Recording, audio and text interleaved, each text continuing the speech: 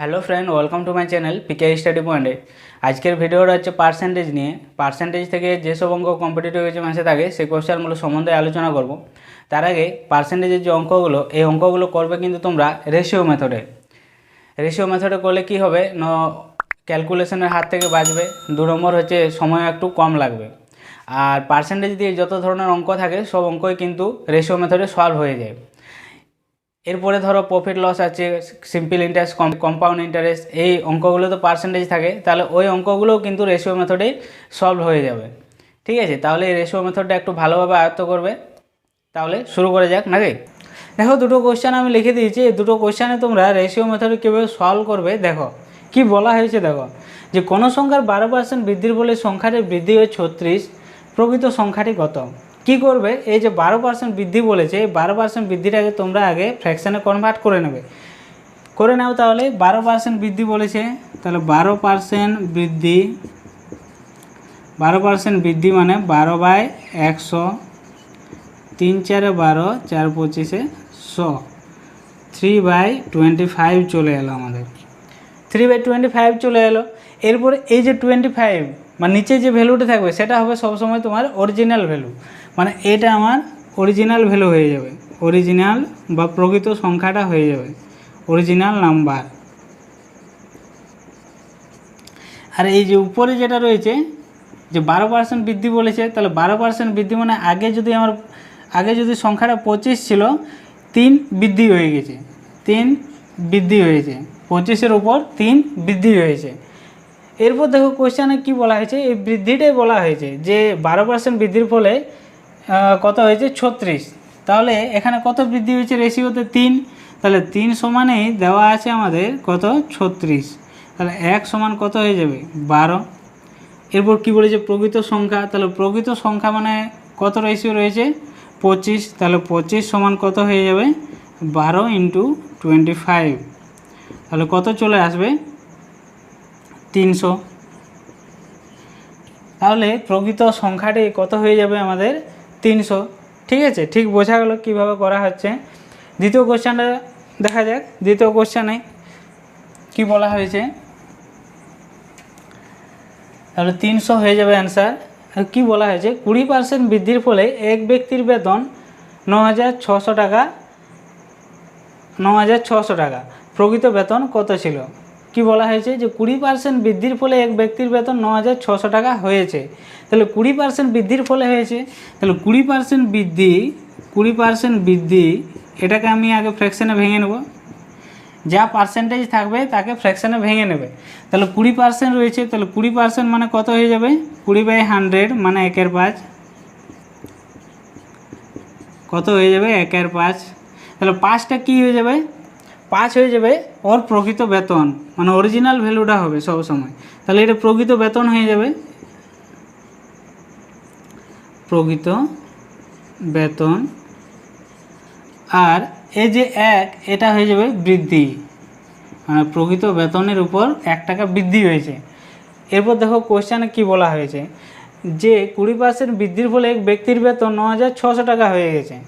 তাহলে দেখো আগে 5 টাকা বেতন ছিল, এখন 1 টাকা বৃদ্ধি হয়েছে।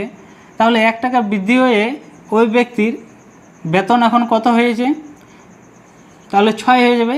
আগে 5 ছিল, এখন 1 বৃদ্ধি হয়েছে, তাহলে 6 হয়ে যাবে। বর্তমান বেতনের রেশিও কত হয়ে যাবে 6, তাহলে বর্তমান বেতনের রেশিও হয়ে যাচ্ছে 6।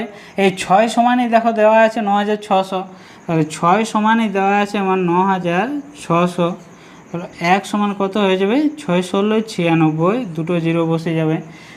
প্রকৃত বেতন কত ছিল, তাহলে প্রকৃত বেতনের রেশিও কত এখানে 5, তাহলে 5 সমান কত হয়ে যাবে 1600 × 5, 5 ষোলো 80 মানে 8,000 আমার অ্যান্সার হয়ে যাবে। ঠিক আছে, ঠিক এরকমভাবে তোমরা কোশ্চেনগুলো করবে, যে পার্সেন্টেজটা দেওয়া থাকবে সেটাকে ফ্র্যাকশানে ভেঙে নেবে। আরও কয়েকটা অঙ্ক করা যাক, তারপরে আরও স্পষ্ট হয়ে যাবে।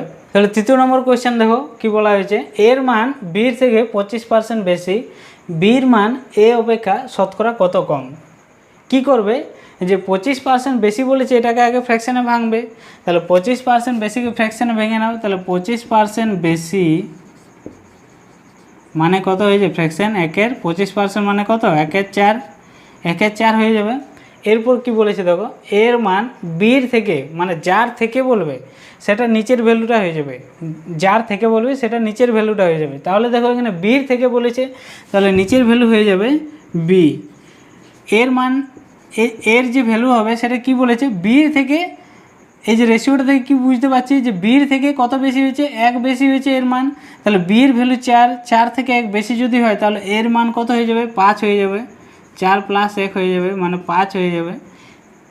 বোঝা গেল?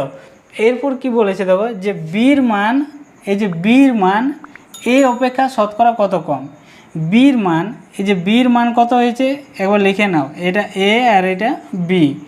এর ভ্যালু কত আছে 5 আর বি এর ভ্যালু কত আছে 4। এরপর পড়ো, বির মান, এই যে বির মান এ অপেক্ষা শতকরা কত কম। তাহলে এই অপেক্ষা মানে 5 থেকে বির মানটা কত কম, কত কম, 1 কম। কার থেকে কম, এর থেকে কম, ইন্টু 100। শতকরা কত কম বলেছে, তাহলে শতকরা করতে গেলে ইন্টু 100 করতে হয়, 5 × 100, তাহলে 20% কম হয়ে যাবে অ্যান্সার। ঠিক আছে, তাহলে এরকম বুঝে বুঝে তোমাদেরকে করতে হবে। তাহলে 4 নম্বর কোয়েশ্চেন দেখো কি বলা হয়েছে, যে চিনির মূল্য 25% বৃদ্ধি পেয়েছে। একটি পরিবারে চিনি বাবদ খরচ একই রাখতে হলে চিনির ব্যবহার শতকরা কত হ্রাস করতে হবে। এই ধরনের কোয়েশ্চেনগুলো আসে, কি করবে দেখো, কি বলেছে, চিনির মূল্য 25% বৃদ্ধি পেয়েছে। তাহলে আগে এটা করে নাও যে চিনির মূল্য 25% বৃদ্ধি পেয়েছে, 25% বৃদ্ধি, এটাকে আগে ফ্র্যাকশানে ভেঙে নাও। তাহলে 25% বৃদ্ধি মানে কত হয়ে যাবে, 1/4। কি বলেছে, চিনির মূল্য 25% বৃদ্ধি পেয়েছে। তাহলে চিনির মূল্য 25% বৃদ্ধি পেয়েছে মানে এটা আগে, এই যে নিচে যে ভ্যালুটা, এটা আগে চিনির মূল্য ছিল। এখন কি হয়েছে না, 1 টাকা বৃদ্ধি পেয়েছে, 1 টাকা বৃদ্ধি পেয়েছে। তাহলে আগে 4 টাকা চিনির মূল্য ছিল, এখন 1 টাকা বৃদ্ধি পেয়েছে। তাহলে এখন বৃদ্ধিপ্রাপ্ত চিনির মূল্য কত হয়ে যাবে, কত হয়ে যাবে, 4 + 1 5 হয়ে যাবে। তাহলে আগে চিনির মূল্য ছিল, আগে চিনির মূল্য ছিল কত, 4 টাকা, আর পরে চিনির মূল্য কত হয়ে গেছে, 5 টাকা। ঠিক আছে, এরপর কি বলেছে দেখো, একটি পরিবারে চিনি বাবদ খরচ একই রাখতে হলে, খরচটা দেখো এখানে কি বলেছে, একই। তাহলে খরচ যদি একই থাকে তাহলে কি হয়ে যায়, এই যে এটা তো মূল্যের রেশিও 4 আর 5, যখনই এই খরচ অপরিবর্তিত বলবে তখন কি হয়ে যায়, মানে রেশিওগুলো পাল্টিয়ে দিলে আমাদের দ্রব্যের রেশিও চলে আসে, মানে কত কেজি ব্যবহার করছিল সেই জিনিসটি চলে আসে। তাহলে এটাকে পাল্টিয়ে যদি দিই তাহলে 5 আর 4 চলে আসবে, 4 5 ছিল, তাহলে 5 4 করে দিচ্ছি। এটা যখনই চেঞ্জ করে দিই আমাদের দ্রব্যের রেশিওতে চলে আসে। তাহলে দেখো এরপর কি বলেছে, তাহলে আগে দেখো 5 রেশিও কেজি চিনি ব্যবহার করতো, আর এখন 4 রেশিও কেজি চিনি ব্যবহার করছে। কি বলেছে এরপর, চিনির ব্যবহার শতকরা কত হ্রাস করতে হবে। তাহলে দেখো আগে 5 কেজি চিনি ব্যবহার করতে, এখন 4 কেজি ব্যবহার করছে, কত কেজি হ্রাস করেছে, কত কেজি হ্রাস করতে হয়েছে তাকে, 1 কেজি হ্রাস করতে হবে, 1 কেজি হ্রাস করতে হবে। কতই, আগে কত ছিল 5 থেকে হ্রাস করছি, তাহলে 1/5 বাই ইন্টু 100, 5 × 100, 20% হ্রাস করতে হবে তাকে। তাহলে 20% হ্রাস হয়ে যাবে, 20% আমাদের অ্যান্সার হয়ে যাবে। ঠিক আছে, ঠিক এরকমভাবে তোমরা করবে। যদি খরচ অপরিবর্তিত বলে দেয় তাহলে তোমরা কি করবে, এই যে মূল্যের রেশিওটা বার করবে, বার করার পর সেটাকে পাল্টিয়ে দিলেই কি হয়ে যাবে, ওটা দ্রব্যের রেশিওতে চলে আসে। তারপরে এখান থেকে তোমরা কোয়েশ্চেনটা সলভ করবে। ঠিক আছে, এটার আরেকটা শর্ট ট্রিকও আছে, এটা তো বেসিক।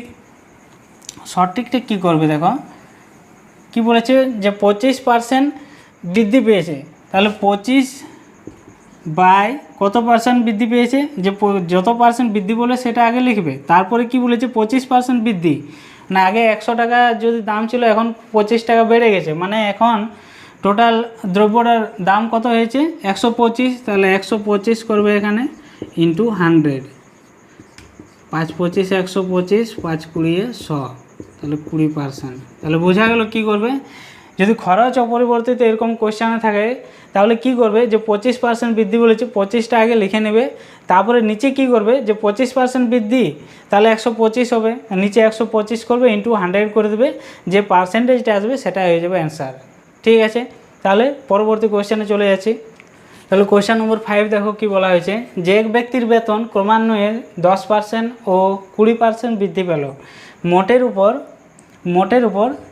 মোটের উপর শতকরা কত বৃদ্ধি পাবে।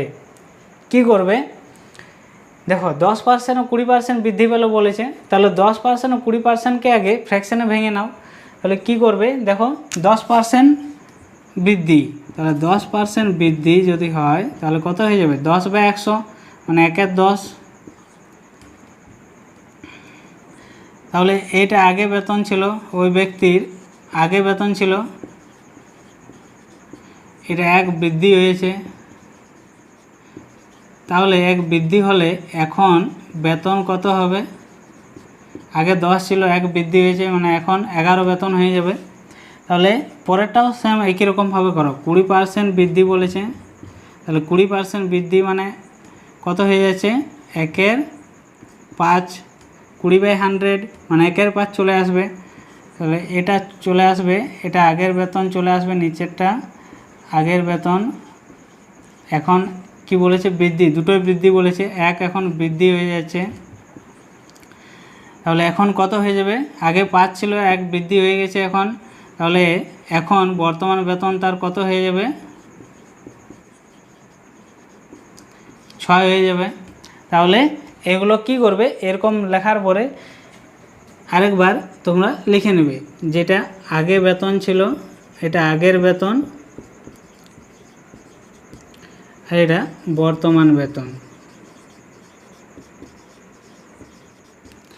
আগে কত ছিল, আগে বেতন 10 ছিল, 10% বৃদ্ধিটাই দেখছি আমি, আগে 10 ছিল এখন 1 বৃদ্ধি হয়ে 11 হয়েছে, আর আগে 5 ছিল এখন বৃদ্ধি হয়ে কত হয়েছে 6 হয়েছে।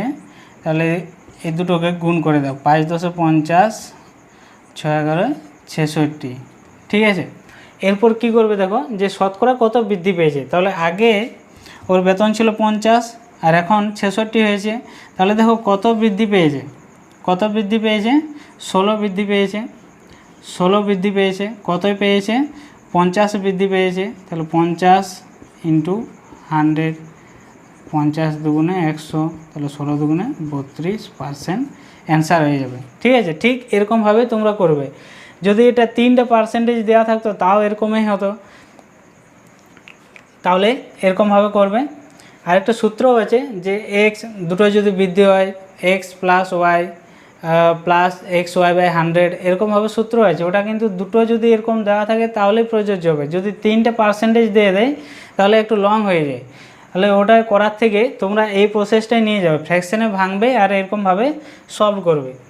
পরে কোশ্চেনে দেখো কি বলেছে, যে এক ব্যক্তির বেতন 5,000 টাকা, পরপর 3 বছর বেতন যথাক্রমে 5%, 10% ও 20% বৃদ্ধি পেল, তাহলে তিনটা পার্সেন্টেজে কিন্তু বৃদ্ধি পাচ্ছে, তাহলে 3 বছরের শেষে বেতন কত হবে, তাহলে কিভাবে করবে দেখো, 3 বছরে ওই ব্যক্তির বেতন বৃদ্ধি পাচ্ছে 5%, 10% ও 20%, তাহলে 5% বৃদ্ধি মানে কত হয়, 5% বৃদ্ধি মানে কত আসবে 1/20, 5/100 যদি করি তাহলে 1/20 আসবে, তাহলে এটা আগে ছিল,